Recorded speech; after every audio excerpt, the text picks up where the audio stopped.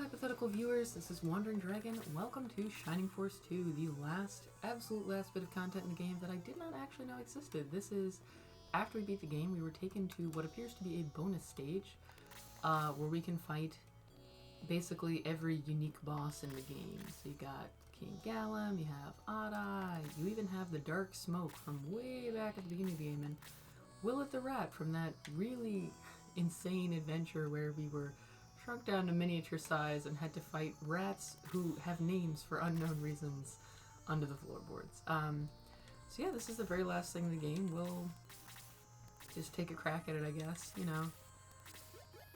From what I have read, if you beat it, all that happens is you get a screen saying game over, so that's very rewarding, no doubt.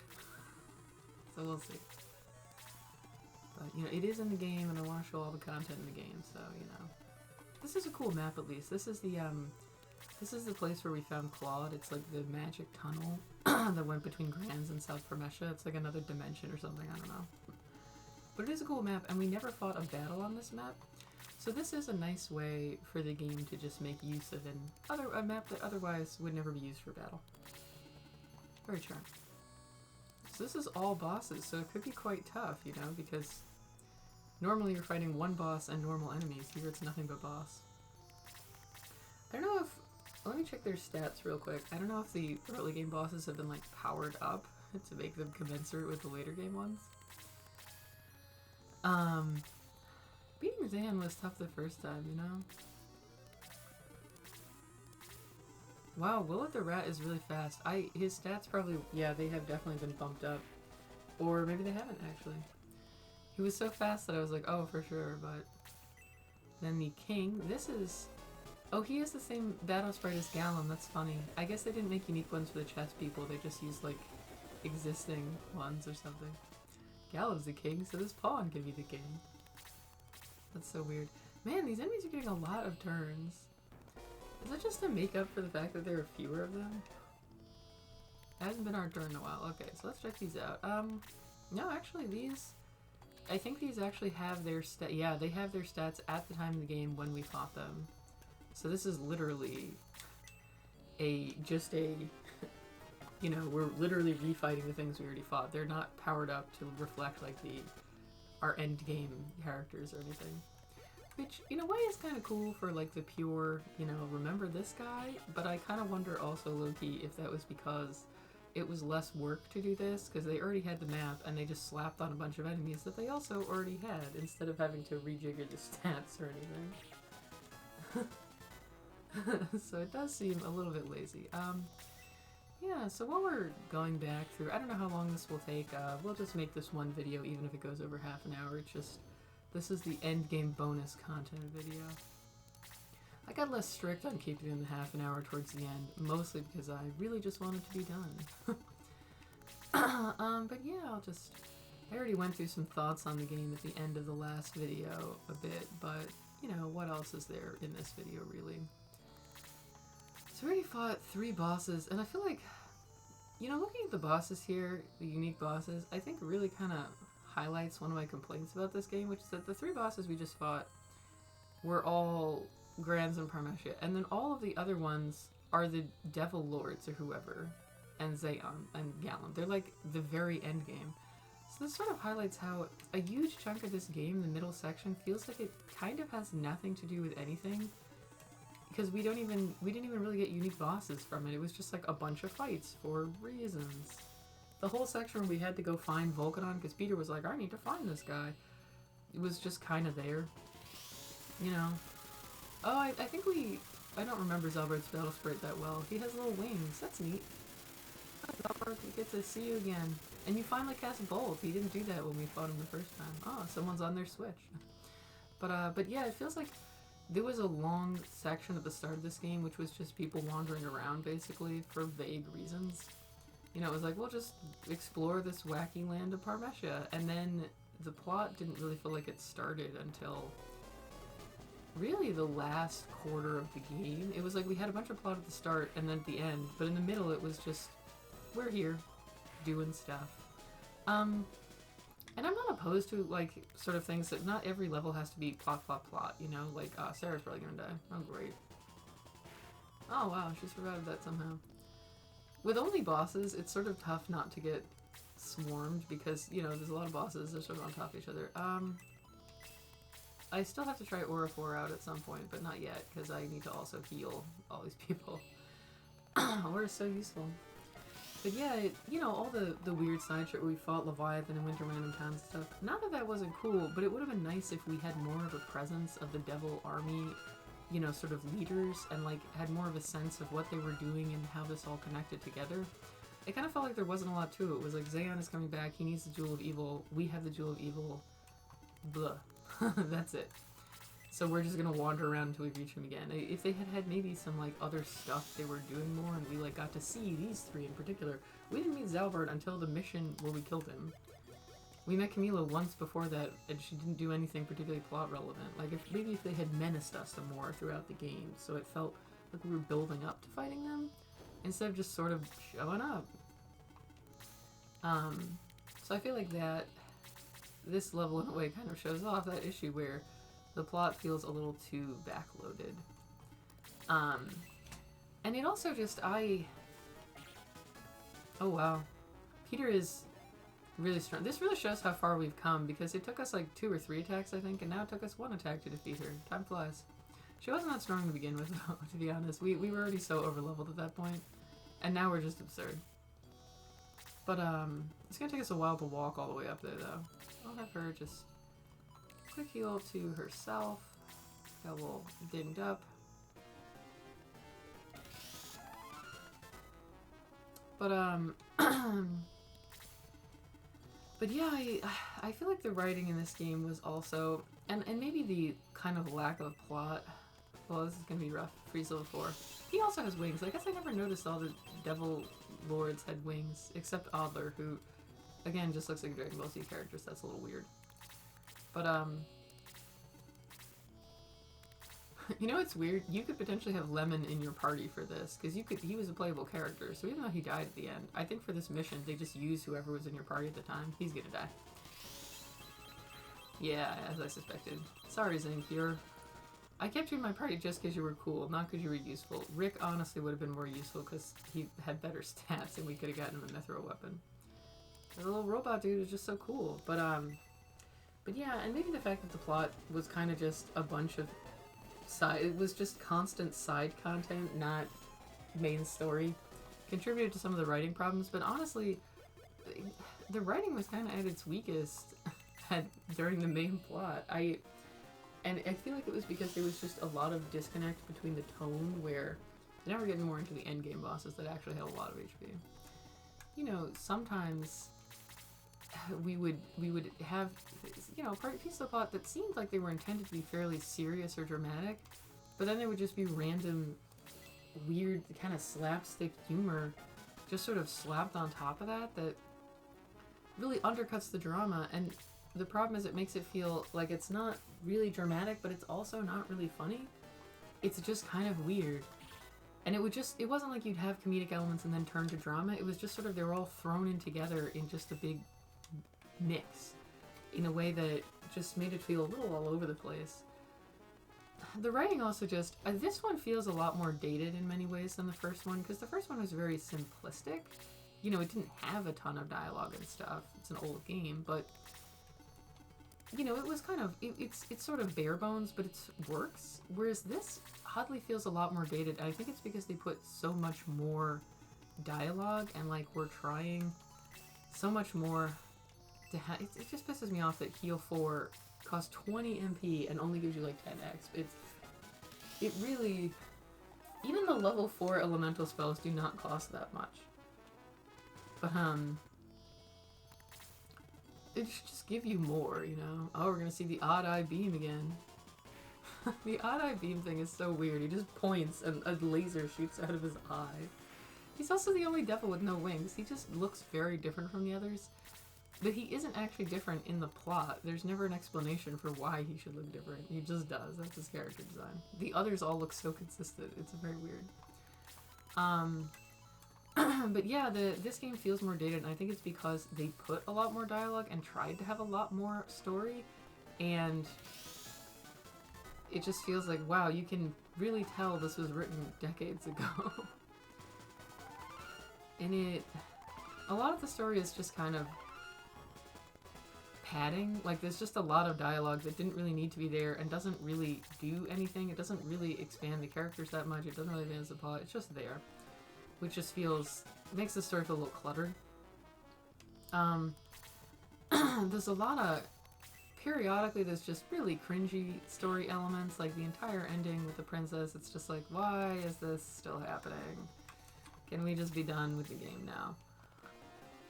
Which is a bummer, because I feel like it wrapped up with us sealing Zaon. It was like, this is fine, we can just end it here. Or if you really had to have a marriage with the princess, just like flash forward to like, you know, a year later we've rebuilt our town and Princess Alice is like, oh, main character, I want you to marry me or whatever. Like, that would still be stupid, but it would be less creepy.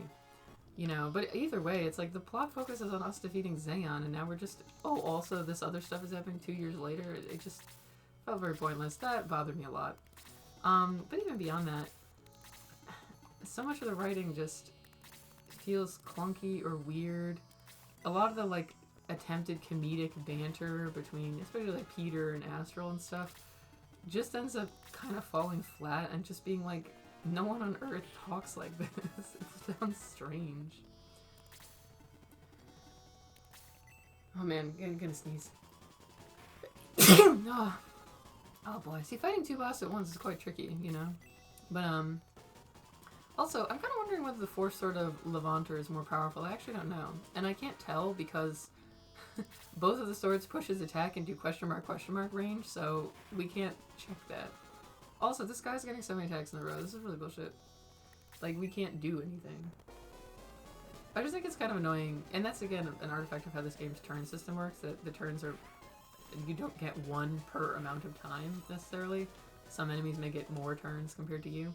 So it means that you can just get stuck being attacked by enemies and literally have no ability to do anything about that. She's not even really... Well, let's try out Aura 4, I guess. Maybe it does heal everyone on the map. We don't know. Costs a lot. It does, wow. Okay, I'm gonna call complete bullshit on this because Aura 4 costs 20 MP. Heal 4 also costs 20 MP. Heal 4 affects one person who has to be next to you. Aura appears to do, like, that healed 60 points of damage on Ben. So it appears to be basically a full heal for everyone on the entire map for the same cost. That is bullshit. If Heal 4 also costs like 10 or something, or if this costs more, I would be like, fine, that's reasonable. But this is just complete bullshit. I'm declaring this as complete bullshit. Okay, just gonna tag both of them with this. But yeah, like a lot of comedic banter and stuff just is not well written. It just seems clunky and it just feels like it takes forever. It's like the most budget sitcom on Earth. It is not. It just isn't particularly funny and it doesn't particularly reveal character. It's just like, there sure is a lot of text here. And then you have stuff like everything with Lemon where it's honestly not clear whether any of it's like, was this meant to be funny? Was it meant to be serious? Did the writers not know? Because it just seems very weird and inconsistent in tone. And again, that was a character, we meet them at the beginning of the game and then they don't come back until the very end. So the idea of them having a plot arc just feels like, oh right, that guy existed. It doesn't quite work. And then at the end, it's like, oh, he sacrificed himself to, you know, seal Zaon or whatever. That felt so... It didn't have as much drama as it should have because we didn't see him again until 2 chapters before that, and we didn't really establish that much about his character. He was just kind of there. He was just sort of... He wasn't even really a cliche because his character was so nonsensical. He was just bizarre. I don't think it was ever explained why he was an immortal vampire. So the game is just filled with things like this where there was clearly an idea here, but it was not executed well, and it was executed in kind of a half-assed way where, you know, it was just sort of like, oh, we just slapped this in, and we didn't really do that much to really establish it or develop it. It's just here. Which is so strange. Just gonna start attacking Zaon here.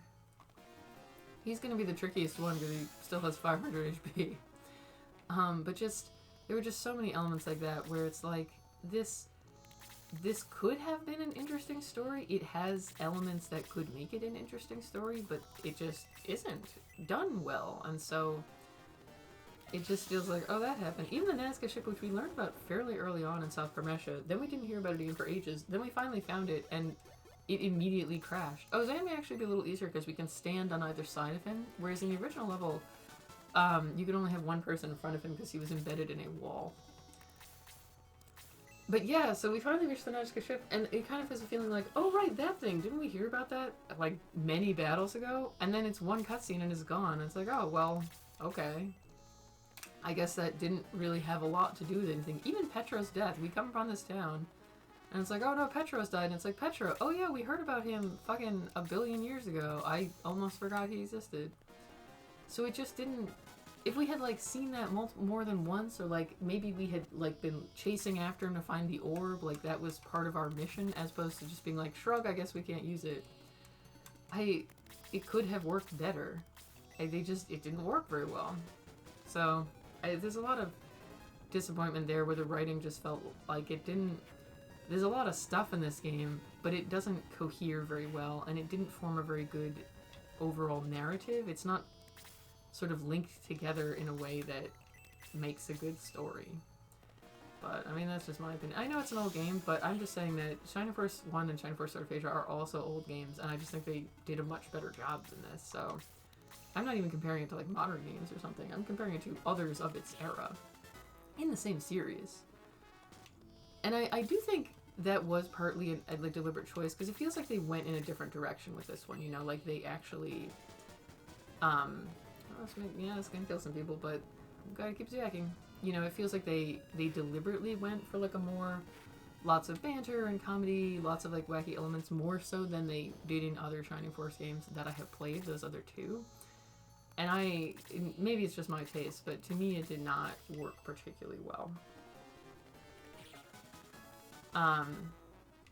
But yeah, even the characters themselves also kind of feel like, you know, and I mean, not that we had so much character development in the first game, we didn't, but they feel sort of even more all over the place here, because some of them we don't even really get any explanation of who the hell they are. It's like, oh, whoops, I meant to ever heal, but I accidentally clicked stay instead. Sometimes I still accidentally double click when I do not mean to. But yeah, this wasn't as hard as I thought it would be, honestly. I mean, I guess when it's only bosses, it's like I said in the last video that tactics RPGs sometimes struggle with final bosses because, oh, I guess we have to defeat the fucking flowers too. Great. Well, now we'll walk over there, I guess. They tend to struggle with final bosses because the challenge is fielding your army against a large force, and a final boss is just one character. So when there's really nothing else on the map and you can kind of just focus fire on just the boss, it goes pretty well. But yeah, and it's not that this game is unplayable or anything. The gameplay is fine. I don't think it really advanced all that much from the first one, but I think they were made fairly close together in time, would be my guess. The graphics are not that different. They're a little different, but not a ton. So I would guess that they're probably using at least, maybe they took the same engine and just modified it. And the gameplay is like, you can still play it, as you can see. It's not like some sort of super... It's not the most polished tactics RPG ever, but it's fun. You know, it has good gameplay, you know. Fielding your army. You have a lot of options for characters, certainly. So I think gameplay-wise, I wouldn't say it's terrible. I just think some of the maps, and the first one had this problem too, to point out. Some of the outdoor maps just feel like they're way too big. So they're just like, I'm sure I'm spending a lot of time walking across this map. And the main big change in this game is that you can walk around on the map and go between towns. And in the first one, once you, like, if I remember right, once you beat the map, you could walk around on it to get to the next mission. So there was a little of that. Oh, oops, we already killed that thing. It didn't just automatically take you to the ending cutscene like Fire Emblem style, and then you're in the next mission. In some Fire Emblem games, anyway. Varies by game. But, you know, you would walk and then go to the next bit. And the first one, actually no, now that I'm thinking back, you know, I'm completely wrong. I was forgetting. The first one also let you walk around in town. It just didn't have the large overworld. You walked around in town still, yeah. I'm just blanking on that. But it did still have it had an overworld, but it was like the overworld was just battle maps, so you'd walk from one end of the battle map to like the town on the other part of the battle map. Whereas here, there were large sections of the overworld map that you didn't have any battle on, and they were just kind of there to connect the battle maps together, so it's like a full overworld, which I have to say, a cool concept, but I think it has a couple issues. One of which is that I wish there was the ability to zoom it out, because I just found it a little hard to find my way around. That may be specific to me. I get lost super easily in real life as well. I got lost a lot on that map. I found it a little confusing. There were not a lot of landmarks, and it all sort of looked similar. But also, I just wish there was more to do on the world map. See, this is all that happens. Game over. You're done. Cool.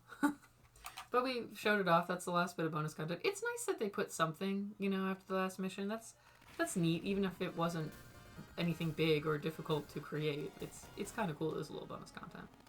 You know, a little secret mission. But I wish the overworld map, there's not a lot of reason to explore it. There's a handful of mithrils on the overworld map, but you have more of them than you need unless you field none of the characters who don't use weapons, and they're really good, so you probably are at least using Peter, right? So, but yeah, there does not feel like there's a ton of reason to explore the world map, you know? And a lot of, you know, you have to go around a fair amount of it to get to all the battles and stuff. It's not like there's massive sections that are empty, but there are some. And if you're gonna have an explorable world map in RPGs, I think part of the fun is that there's optional shit to find, like, you know, optional dungeons or whatever, you know, or hidden stuff. So I think there was a little lacking in that, but I do also acknowledge it's a tactics RPG, so that's not really what it's about. But yeah.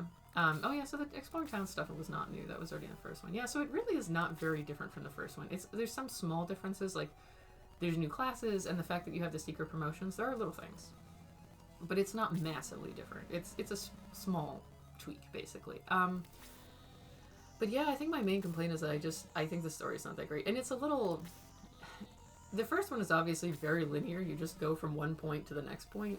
And here, you know, you can backtrack, which the first game you couldn't. And you can wander around a little, but it sort of made the story feel a little disconnected at times, where you're just kind of wandering here and there for no particular reason. Especially, most of South Parmelia felt like we're just going on a road trip. And then suddenly it's like, oh, now there's a plot at the end. And it just sort of... it just... We also never saw Volcanod again. Even though it's like, oh, he helped you because he made the Jewel of Light. I was like, I sort of expected him to appear and maybe have some dialogue. We went all the way to find him. That was a major part of the game. And then he just never appeared in the story.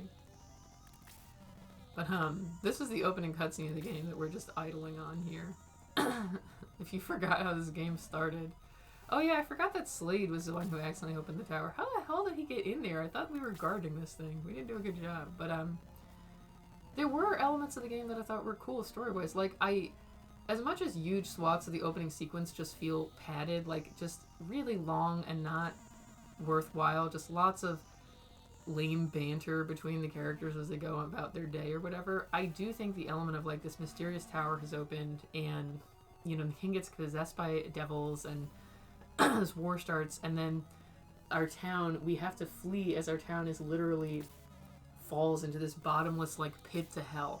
That's genuinely a dramatic and cool moment, right? It's like, whoa, you know, we're definitely giving the heroes a motivation to go on their quest. But then we're just hanging out, and it's like we build a new town in Parmelia, and then we just hang out there for a year until we're like, oh, we should meet some of the neighbors. It felt so weirdly directionless. The characters aren't like, we have to be searching for a way to defeat the devils all this time. They kind of just wander along until they kind of find out about that from Volcanod, and then they're like, oh, I guess we should save the world or whatever. They seemed somewhat uninterested in the quest. And they never even really talk about wanting to, like, rebuild their original town or save it or whatever. They do at the end, I guess. It seems like they did. It's the same map. But even that, it's unclear whether they actually... It's like, did they fill in the pit? Like, how did they... Did they just rebuild the same town in another place? We genuinely don't know. The game is not interested in explaining. And the Lost Hometown is one of the most emotionally motivating things in the game. Like, the most actually compelling, like, oh, wow, the heroes have truly been dealt this blow. And yet it never really comes up that much in the plot, which is odd. But yeah, we just go to so many towns, meet so many different people, and it feels like it could have been connected a little more so that it felt more like the story was progressing towards some point, as opposed to just all the sub-bosses showing up at the end being like, hey, we're the villains. It's like, oh, okay. I don't know who the hell you are, Zalbard, but sure, we'll fight. But there were some genuinely cool maps. Like, I thought the Matula Shrine map, very cool. The underground cave maps and stuff like this, all the different ruins, I think the tile sets are really nice looking.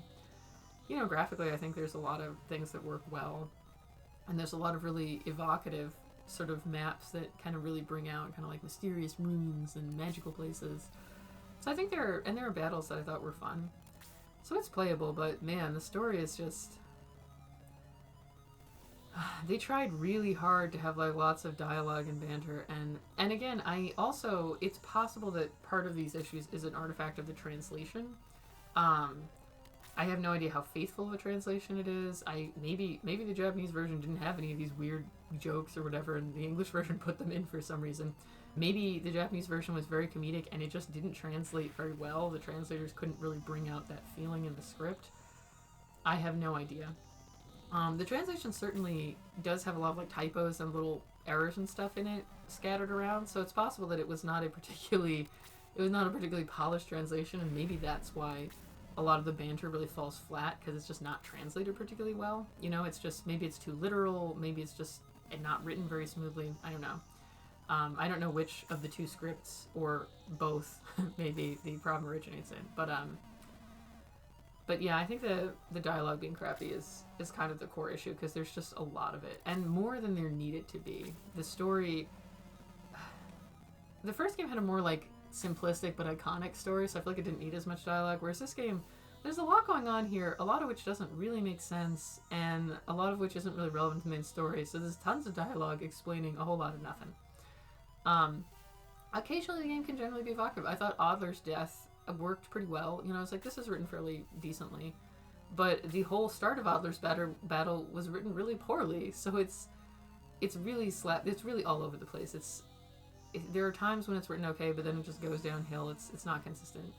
And it was very weird that Ben got about 4 or 5 lines of dialogue in the whole game, because this is a long game.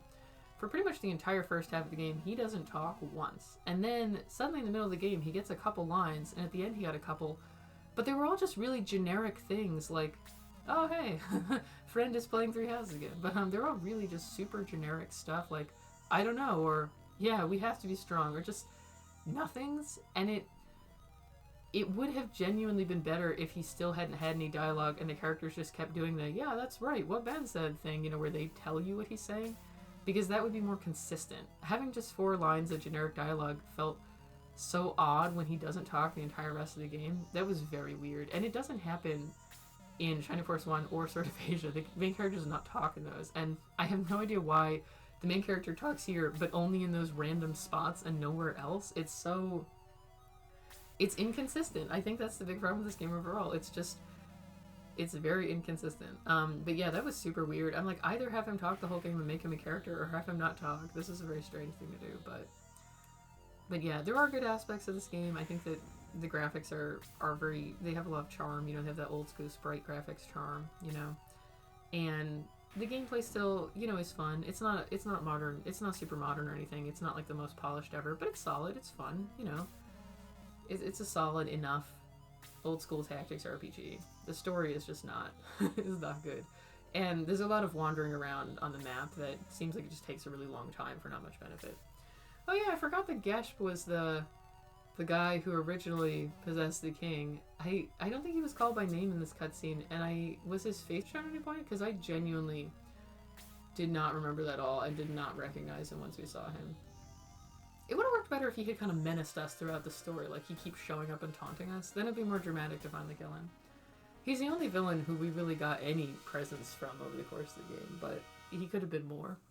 But anyway, that's the last bit of content in Shining Force 2, the little bonus stage. That is the entire game. We have finally finished everything in it. Has its good and bad points, you know. It sure is playable, I guess. But next up will be some of the other Shining Force games that did not come over to the US, but are available with fan translations on emulator. They're on like Sega CD and stuff. So that will be a deeper delve into the world of Shining Force that I myself have never seen any of these games. I may or may not use a walkthrough. I'll probably glance at them, just so that if there's secret characters, we can get everything and see everything in the game. Almost every Shining Force game has secret characters, which is fun. So look forward to that. I'm I'm hopeful that maybe the other Shining Force games I will like a little better than this one. At the very least, I know that I like Sword of Asia. So thank you for watching, hypothetical viewers. I hope that you enjoyed these thoughts on Shining Force 2, and you know, maybe you want to play it yourself, maybe you won't, but I hope you'll look forward to additional Shining Force content